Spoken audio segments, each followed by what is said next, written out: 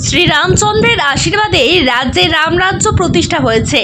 এই দাবি তুলে খোল করতাল সহযোগে নগর কীর্তন ও মিষ্টি বিতরণ করল বিজেপি।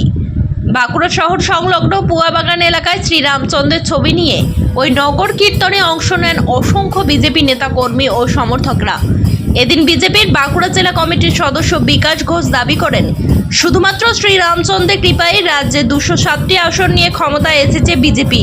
তিনি বাড়ি বাড়ি রামায়ণ পাঠ ও রামচিন্তনের আহ্বান জানান। পাশাপাশি আগামী 50 বছর রাজ্যে রাম রাজত্ব চলার শপথ নেওয়ার ডাক দেন। অন্যদিকে বিজেপি কর্মী শীতাংশু রায় বলেন, আগে চোরেদের রাজ্যে বাস করতাম, এখন রাম রাজত্বে বাস করছি। তিনি বাড়ি বাড়ি রামের মূর্তি প্রতিষ্ঠা, রাম নাম জপ ও রাম কীর্তনের আহ্বান জানান। রামের মূর্তি প্রতিষ্ঠা করতে, প্রতিদিন রাম নাম জপ করতে, রাম কীর্তন করতে, যাতে দীর্ঘদিন 50 বছর আমরা রাম রাজত্বে বাস করতে পারি।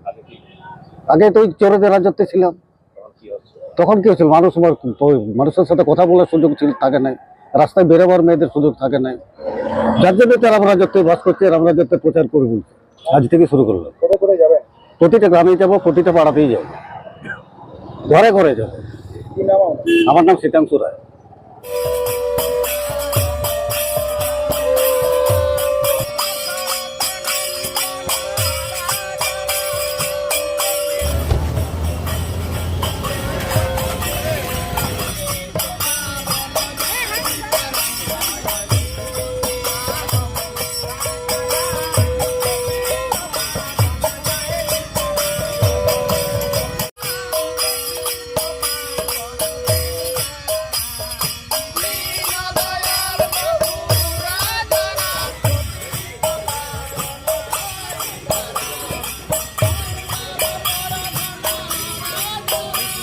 আজকে রামের ছবি নিয়ে আমরা বাড়িতে বাড়িতে যাচ্ছি।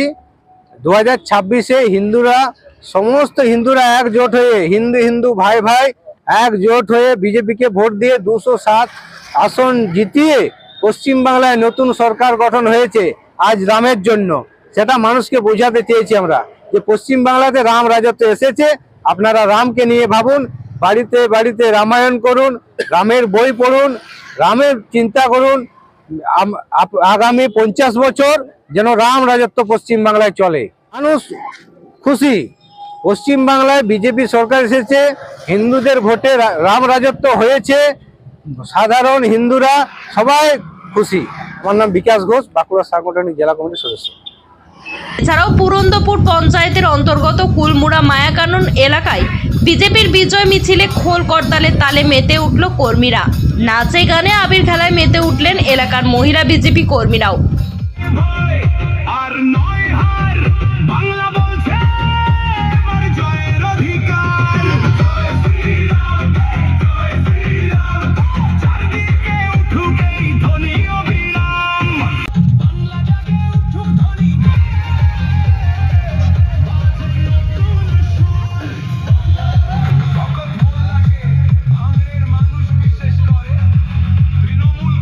আমাদের হিন্দু সনাতনী সংস্কৃতিতে খোল করতালটাকে আমরা শুভ বলে মানি, এবং সেই জন্য আমাদের দীর্ঘ লড়াইয়ের পরে পশ্চিমবাংলায় আমরা সরকারে এসেছি।